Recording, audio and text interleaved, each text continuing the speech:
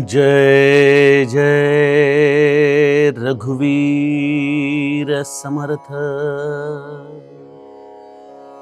बहुतांपरी संकटे साधनाची, व्रते दान उद्यापने ते धनाची। दिनाचा दयाळू मनी आठवावा, प्रभाते मनी रामचिंतित जावा। जय जय रघुवीर समर्थ। श्रोता वक्ता श्रीराम समर्थ। जय जय रघुवीर समर्थ। श्रीराम आपल्या सर्वांच्या हृदयस्थ वसणाऱ्या आत्मारामास साष्टांग प्रणिपात करून मनोबोध एक अंतरयात्रा हा श्री समर्थ स्वामी रामदास विरचित मनाच्या श्लोकांचा जो आपण चिंतनात्मक मागोवा घेत आहोत। सज्जन हो, आज आपण त्यातील श्लोक क्रमांक 74 याचं चिंतन पाहणार आहोत। समर्थ आपल्याला प्रभात समयी भगवंताच्या नामाचं चिंतन करण्याची भूमिका या गेल्या काही श्लोकांमधून समजावून सांगत आहेत। खरोखर अत्यंत सहज, सोपं, सुलभ असलेलं हे भगवंताचं नाम, परंतु सोपं सहज असूनही अत्यंत परिणामकारक, किंबहुना त्याच्या इतकं दुसरं कुठलंही साधन परिणामता देणारं नाही, हेच समर्थ आपल्याला या श्लोकांमधून सांगतायत। म्हणून एकच करावं, भगवंताचं नाम मनापासून गाण्याचा हा दृढ निश्चय करावा। भल्या पहाटे उठून भगवंताच्या चिंतनामध्ये आपलं मन रममाण करावं, आपला दिवस प्रसन्नतेने घालवावा आणि हे भगवंताचं नाम आपण वैखरीने सर्वात प्रथम धारण करून पुढे वैखरी राम आधी वदावा, अशा पद्धतीने दिवसभर या भगवत स्मरणाची या वैखरीला जणू काही सवयच लावून घ्यावी, हे समर्थांचं आपल्याला सांगणं आहे। समर्थ माऊलींनी गेल्या श्लोकामध्ये या नामाचं महत्व समजावून सांगताना आपल्या सगळ्यांना एक प्रश्नच विचारलाय की देहदंडनेचे महादुःख आहे। अरे, ही सर्व साधनं जी तुम्ही करताय त्यामध्ये किती प्रकाराने देहाला तुम्हाला त्रास द्यावा लागतो बरं। पण माझ्या भगवत नामस्मरणामध्ये असे कुठलेही कष्ट नाहीत। किंबहुना श्री ब्रह्मचैतन्य महाराज गोंदवलेकर म्हणायचे की माझा राम हा प्रेम साध्य आहे, कष्ट साध्य नाही। जर तो कष्ट साध्य असता तर कदाचित रस्त्यावरती दगड फोडणाऱ्या माणसाला तो सगळ्यात पहिले प्राप्त झाला असता। गोस्वामी तुलसीदास देखील आपल्याला हे सांगतात ना की राम ही केवल प्रेम पियारा। आपण आपल्या उपासनेमध्ये देखील हेच म्हणतो की प्रेमात राम रमतो, प्रेमाला मूल ना जगा माझी। या रामाला आपल्या हृदयातल्या प्रेमाचा, आपल्या या हृदयात असलेल्या भावाचा तो खऱ्या अर्थाने भोगताय।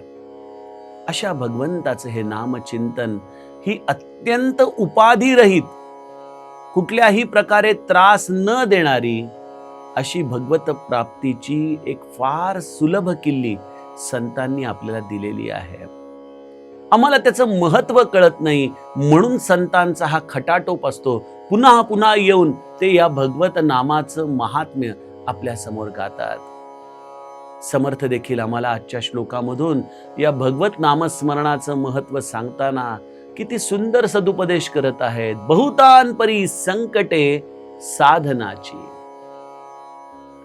या जगामध्ये भगवत प्राप्तीची जी अनेक साधनं आहेत, ती साधनं कशी आहेत? संकट रूपाने भरलेली आहेत। म्हणजे काय?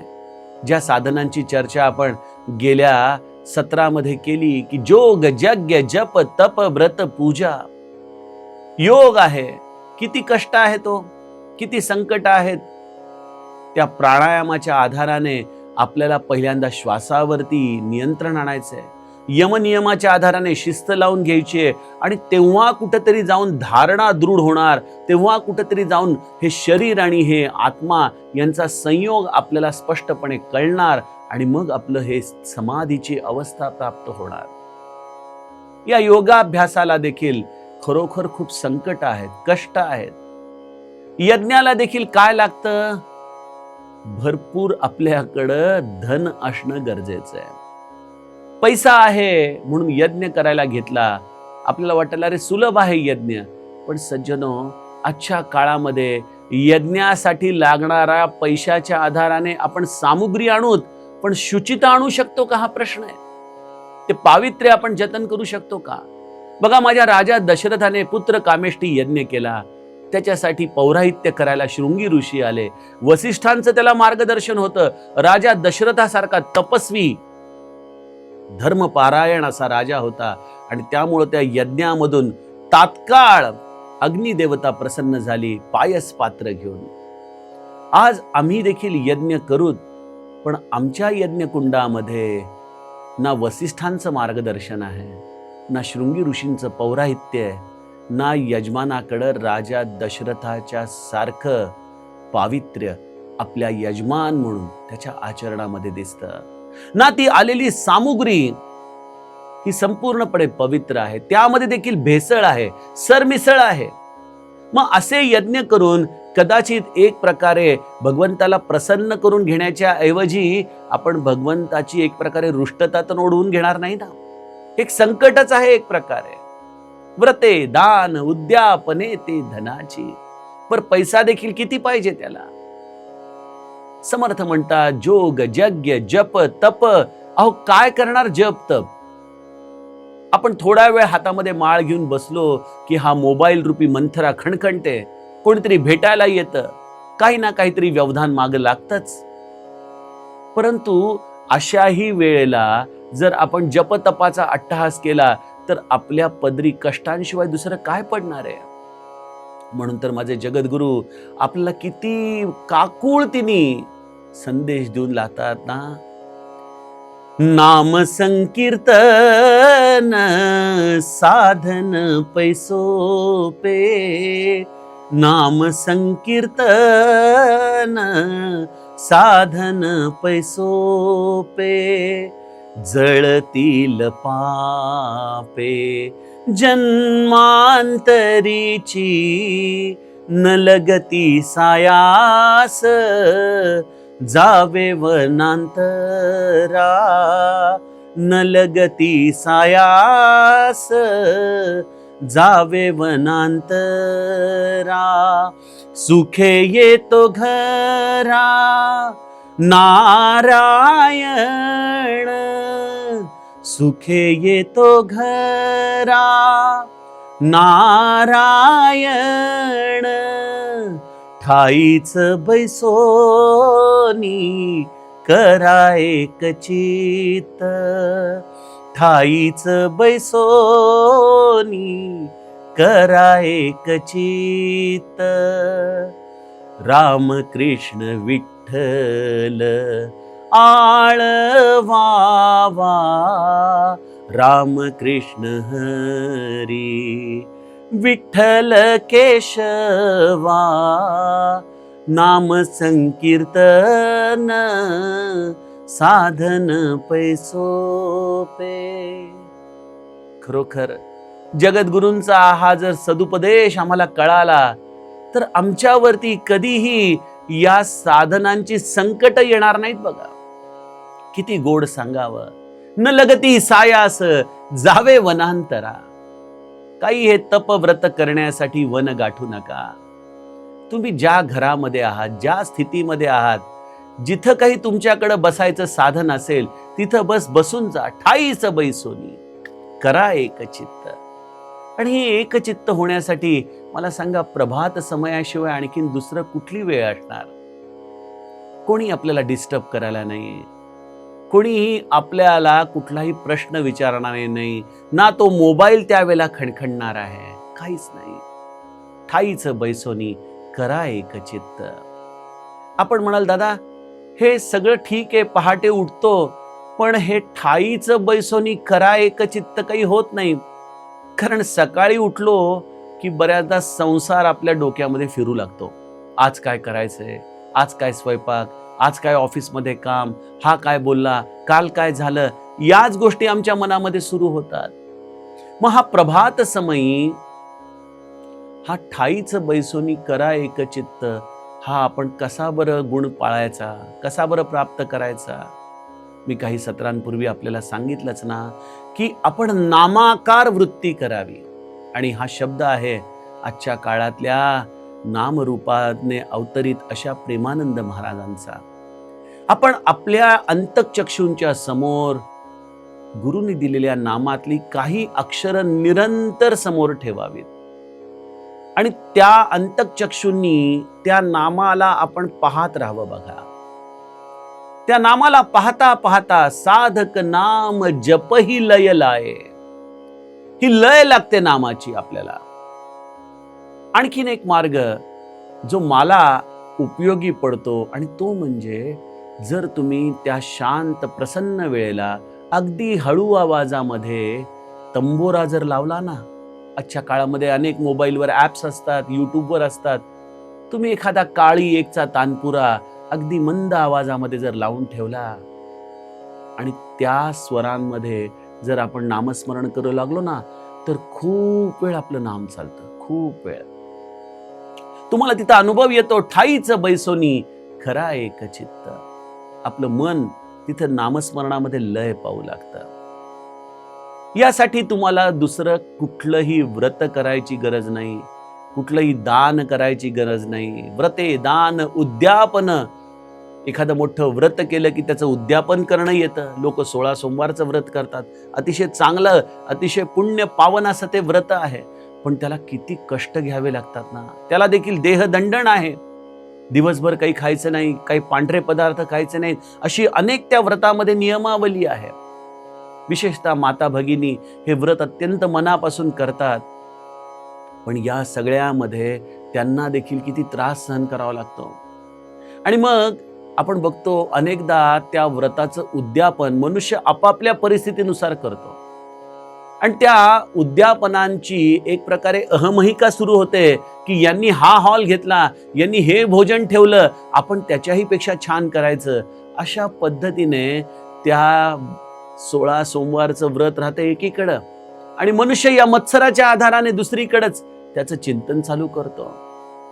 ही उद्यापन देखील आपण बघतो अनेकदा यामध्ये मत्सर आणि ही स्पर्धाच आम्हाला दिसून येते. म्हणून आजच्या या कलियुगात कुठलंही साधन घ्या त्याला देहदंडन आहे, कुठलंही साधन घ्या त्यामध्ये शुचितेचा अभाव आहे, कुठलंही साधन घ्या त्यामध्ये संकट आहेत, त्यामध्ये भरपूर पैसा अडका पाहिजे, मनुष्यबळ पाहिजे, कष्ट पाहिजेत. अनेक म्हातारी मंडळी घरामध्ये असतात, म्हणतात अहो मुलगा अमेरिकेत गेला, घरामध्ये कोणी नाही. दादा आम्हालाही वाटतं फार साधन करावं काहीतरी वेगवेगळ्या पद्धतीचं, पण घरी साधी सत्यनारायणाची पूजा करणं देखील अवघड पडतं. काय करावं आम्ही मग अशा वेळेला? तेच करावं जे माझ्या समर्थांनी सांगितलं, जे आमच्या जगद्गुरूंनी सांगितलं. दिनाचा दयाळू मनी आठवावा. तो दिनांचा दयाळ आहे, तो दीनदास आहे, तो दिनांवरती प्रेम करणारा आहे. अशा माझ्या रामाचा आपण आठव करावा. बघा, आणि या चरणामध्येच एक अतिशय सुंदर सूत्र आहे जे जगद्गुरूंनी आम्हाला सांगितलं ना की ठाईचं बैसोनी करा एकचित्त. ते एकचित्त करण्यासाठी हा दिनाचा दयाळू हा जो शब्द समर्थांनी वापरलाय ना त्यावरती आपण लक्ष द्या. तो दिनांवरती दया करणार आहे. त्यामुळे तर आपण पशुपतीनाथला विषय घेतला आहे दीनदास. सज्जनो, मनाची दीनता येणं हे फार सद्भाग्याचं लक्षण आहे. तुम्हाला जर मनापासून खरोखर रामा मी इतका पापी आहे, मी इतका अधम आहे, तरी देखील तू माझ्यावर कृपा केलीस, तुझं अति सुंदर अति पवित्र असं नाम तू माझ्या मुखामध्ये दिलंस. रामा, खरोखर तुझ्या या दयेचा हा पाझर तू मला प्राप्त करून दिलास. रामा, माझ्यासारख्या या अपात्र जीवावरती तुझी नजर आहे ना रे? तुझ्याकडे तर एवढे कोट्यावधी पुण्य श्लोक जीव आहेत, पण मी घेत असलेलं नाम तुझ्यापर्यंत पोहोचतंय ना रामा? अशा पद्धतीने आपण जर दीन होऊन रामाकडं आर्जव केला ना, तर तो दिनांचा दयाळ असलेला राम आहे. तो आपल्यावरती दया करतो. मी नाम घेतोय, माझी साधना आहे, हा अहंकार आपण सोडून द्यावा. अनेक लोक म्हणतात पहाटे 3:30 म्हणजे 3:30च्या ठोक्याला मी नामस्मरणाला बसतोच बर का, माझा कटाक्षच असतो तो. मग त्यासाठी मी हे सगळं अगदी व्यवस्थितपणे करतो. ते झाल्याशिवाय मी मुखामध्ये पाणी देखील घेत नाही. सज्जनो, हे अनुशासन गरजेचं आहे नामस्मरणाला, नो डाऊट. पण हे सगळं बोलत असताना आपण कदाचित अहंकाराच्या आविर्भावात तर जात नाहीये ना. उठवणारा कोण आहे? तो उठवतो म्हणून आपण उठतो, तो बसवतो म्हणून आपण बसतो, तो त्याचं गोड नाम आपल्या मुखामध्ये आणतो म्हणून आपण नामस्मरण करतो. इथं आपण आपल्या माथी करतेपण घेतलं की आमच्यातली दीनता संपते. करतेपणाचं ओझं आमच्या डोक्यावरती येतं आणि हे या ओझ्याने आम्ही दबले जातो सज्जनो. आणि यामध्ये सगळ्यात मोठं नुकसान काय आहे की तो दिनांचा दयाळू आमच्यावरती कृपा करत नाही. आम्हाला असं वाटतं की आम्ही नाम घेतोय, पण त्यामध्ये आमचं एकचित्त होत नाही. म्हणून काही न करता, काहीच न करूनी प्राणी आपण अत्यंत मनापासून त्याला शरण जावं आणि भगवंताचं हे गोड नाम राम कृष्ण हरी विठ्ठल केशवा मंत्र हा जपावा सर्व काळ. बस मनापासून त्याला शरण जाऊन त्याचं हे नाम आपण मुखाने गात राहावं. तुकाराम महाराज त्यामुळे म्हणतात, या विण आणिक असता साधन वाहतसे आण विठोबाची. या जगद्गुरूंचंच हे असलेला अर्थबोध समर्थांचा हा श्लोक करतो की दिनाचा दयाळू मनी आठवावा. त्याला दुसरं काहीही लागत नाहीये. त्याला आपल्या मनाने आपण घट्ट धरावं. बघा, आपल्या मनाने त्या एकदा रामाचे चरण आपण घट्ट धरले की तो आपल्या हृदयातून कुठं जाऊच शकत नाही. जगद्गुरु तुकाराम महाराजांचा तो अभंग आहे ना, आता कोठे धावे मन तुझे चरण देखलिया, भाग गेला क्षीण गेला अवघा झाला आनंद. बस आता मनाने त्याला घट्ट धरून राहायचं. तो आनंद स्वरूप परमात्मा एकदा मनामध्ये वस्तीला आला की ना तुम्हाला बहुतांपरी संकटे साधनांची. तुम्हाला काहीच करावं लागत नाही, कुठलंही साधनाचे कष्ट घ्यावे लागत नाही, तुम्हाला कुठलंही व्रत दान उद्यापन करावं लागत नाही, कुठल्याही प्रकाराने पैसा खर्च करावा लागत नाही. म्हणून तर भगवंत हा सर्वांचा आहे, त्याची प्राप्ती करण्याचा अधिकार प्रत्येकाला आहे. कोणीच असं म्हणू शकत नाही की भगवंत हा केवळ श्रीमंतांचा आहे. नाही, तो तेवढाच गोरगरिबांचा आहे. तो जेवढा सधनांचा आहे तेवढ्याच निर्धनांचा देखील तो आहे. तो त्याच सुलभतेने त्याच प्रेमाने प्रत्येकाला प्राप्त होतो. किंवा सज्जनो, एखादा सधन मनुष्य जेव्हा एखादा असं उद्यापन करतो, एखादा असं व्रतवैकल्य करतो, त्यावेळेला बऱ्याचदा त्याच्याबरोबर त्याचा अहंकार देखील तो प्रदर्शन रूपाने मांडत असतो. पण एखादा गोरगरीब कदाचित आपली मीठ भाकरी रामासमोर ठेवेल, परंतु त्याच्या प्रेमामध्ये, त्याच्या आर्जवामध्ये तो रामराया देखील आपल्या स्वतःला त्याच्यापासून थांबवू शकत नाही. त्यामुळे हा दिनांचा दयाळ आपण आपल्या मनी आठवण्यासाठी प्रभात समयाचा वापर करावा. तो करुणा सिंधू राम आमच्या जीवाचं कल्याण करण्यासाठी जणू काही आपली वाटच पाहत असतो. असा हा प्रभात समयी रामचिंतनाचा अभ्यास समर्थ आम्हाला सांगत आहेत. यातील पुढील श्लोकाचं चिंतन सज्जनो आपण उद्याच्या सत्रामध्ये करूया. जानकी जीवन स्मरण. जय जय राम.